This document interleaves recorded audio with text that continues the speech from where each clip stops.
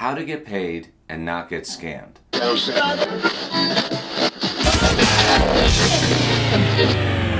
Now, I just watched this video on Justin Ostrander's channel about how he almost got scammed, and it was interesting because I got the exact same scam. Now, I don't know Justin, I've never met him, but I do like his content, I like his channel, I follow him, and so should you. So the links are below in the description box, okay?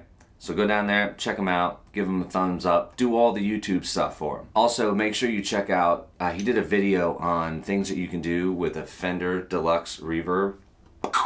It was awesome. I don't know why I never did that before.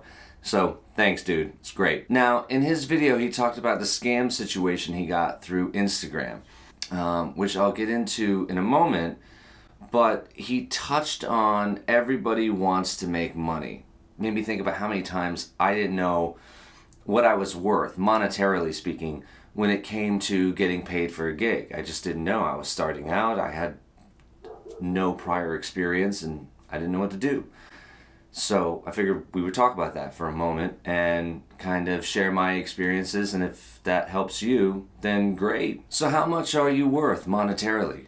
That's a pretty personal question that really only you can answer. Think about it like this. If you're happy doing free gigs, then the world is your stage. Have at it. But if you're trying to be a full-time musician, pay your rent or your mortgage, that's going to be difficult. Now, typically in my experience with cover bands, okay, let's just take cover bands for an example. This is how it usually goes. Hey Tommy, are you available Friday night, 9 to 1? The pay is this. And that generally goes for bands I've worked with in the past, currently, on a regular basis. And then once you have all the information together, then you can make the decision on whether or not you're available, you want to do it, or if it's even worth it for you to do it. Now, it's important to keep in mind that helping people out, even when the money isn't great, but they're in need of a player, that's just as important as making some dough, because being a good human is priceless, and you never know when you're going to be in a situation where you need some help. It's called karma, so keep that in mind. Let's say you're a singer-songwriter and you want to book a gig at your local spot and cover 3 to 4 hours. What do you charge? Every single bar, venue, restaurant, they're all going to be different. Some of them have it built into their budget what they can afford to pay musicians. Some of them have never even thought about it and they don't know any better. But sometimes some places are just straight up front with you and it makes your life real easy. Okay, great. You want to play a gig here? It's $250. You cover 3 hours. You take one break and you get some beers and we'll feed you dinner. That's great. The worst question that I find I always hated the most was when you go into a new place and you're trying to, pick up some extra work. Hey, listen, if, I'm Tommy Zamp, I'm looking to do some solo gigs, blah, blah, blah, blah, blah. And like, okay, great. What do you charge? Well, that could be a loaded question, man, because depending on your situation, if you really need the work, you don't want to overshoot yourself and have them be like, oh, I'm not going to pay you that. But you also don't want to say $50 and then be like, great, because $50 isn't going to work out for you. So you need to have a number in mind. And depending on where you're at, if you're just getting ready to get into it, go find your local musicians. Talk to them. 9 times out of 10, people are going to be willing to help you out. Just say, hey, listen, I'm looking to get into this. What can I expect? Don't ask, what do you make? That's a little, but ask them, what can I expect for, say, 3 hours at, the Bridgeport Rib House, And then you'll have an idea what your response is when you get asked the dreaded question, how much do you charge? So I want to get into the scam because that's going to lead into a couple other things I wanted to talk about.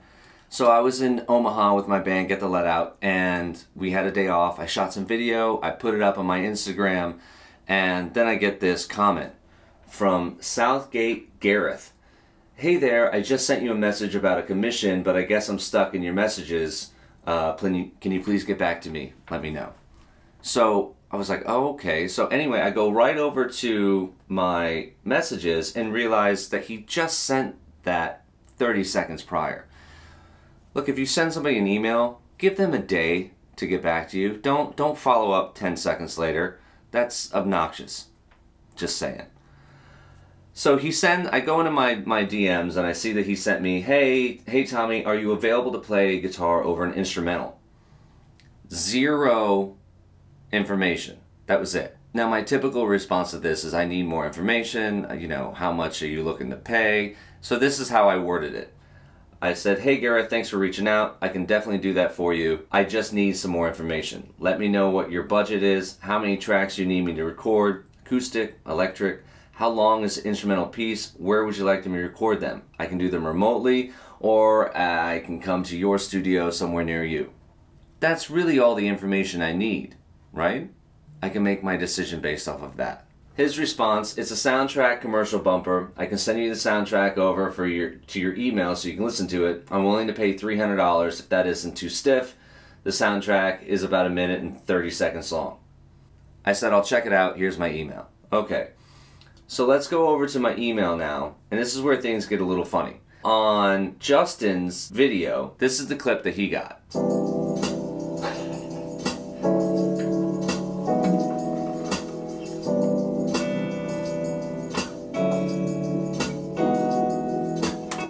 I think he called it stoner jazz, which is great. So let's listen to what the guy sent me in my email.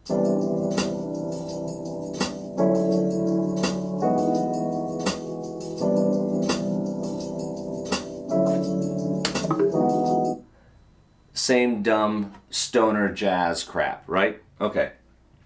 Anyway, he says, and here's where the grammar gets me every time. I'll love it to have a rhythm and the leads, like chords and leads, and give it a jazzy feel. Also, I'd like to have it exported in a wave format. Listen to it and let me know what you think. Also, he spelled wave format as W-A-V-E. Now, if you don't know, it's just W-A-V. Okay? It's not like an ocean wave. But coming from someone who's an A&R guy or a producer, you would know that. So that it's like key little things like this kind of make you raise an eyebrow. All I wrote back was, sounds good. I can have that to you. No problem. When do you need it? And he said, on or before the 29th, which is fine. Can you get it done in that time frame? So then I just wrote back, sure, I'll have it done before then, probably by early next week, once it's complete. And here's the key, because there's been zero discussion on how I'm going to get paid at all. So this is something that I wanted to point out. This is how I handle things. I don't know if it'll work for you, but from my experience, this works out best. I'll need 50% up front to get started. Then I'll send you a shorter version of the track to listen back to. And when you're happy, I'll send you the full wave version once the payment clears. I accept Venmo and PayPal. Yada yada. Okay. His response, and this is where all the red flags went up, and I basically was like, I'm not going to do this. He said, oh, well, I'm paying from my business checking account, which doesn't support third-party apps. It's a check. I'll need your name so I can send it over. You can just scan it via the deposit option in your bank app. Thanks. First off, what do you mean you need my name? You have my name. You reached out to me. We've been corresponding numerous emails. Yeah, so basically he's just wanting my checking account information, and that's not going to happen. So please, if you take nothing out of this video, but you just take this, just listen to me. Do not ever give your personal account information to anybody, ever. I feel like that's something that everybody should know, but unfortunately it happens. Nobody is going to ask for your personal information, ever. Okay? So my response to him was short and sweet and to the point. Unfortunately, I don't take checks. That's not going to work for me. Let me know if anything changes. And I never heard from this guy again because he's a clown. Now, one of the things that I want to point out, when I told him I need 50% up front, that ensures that I'm going to get paid. I do that with anything for, like, say, you get hired to do a wedding. You want to save the date. It's totally normal. Most people are fine with it. I need some sort of a deposit. Maybe not half, but I need something to hold the date on my calendar. Because, things happen. Do the right thing. If for some reason you can't follow through on what your commitment is, A, you're going to give the money back. B, help them find somebody to fill your spot. So you should have a list of subs that people you work with in your community that can do your gig if, say, you get sick. I get phone calls all the time. Hey, I'm sick. Any chance you can fill in for me last minute tonight? Yeah, sure, no problem, man. I got you. Boom, you go do the gig. The venue, restaurant, bar, band isn't pissed that so-and-so just bailed last minute. You followed through, you helped them out. Again, it goes back to what I said earlier. Be a good person. Be a good human. It goes a long way. Now, the takeaways from this video. Know what you're worth. Handle yourself in a professional manner. Follow through on what you say. And when somebody asks you if you can do something, find out when it's going to be, what's involved, how much you're going to make. These are all totally fine questions to ask. There's no reason why you should feel bad about saying, how much are you planning on paying me for this job? Take it from me. Sometimes people just don't want to tell you, and then when you go to get paid, it's chump change, and you're like, oh my God, this sucks. Life lessons. I hope it helps. Let me know in the comments below what you think. Similar situations happen to you. Hit that like and subscribe, that little bell icon. Every little bit helps. And I will see you on the next video. Thanks.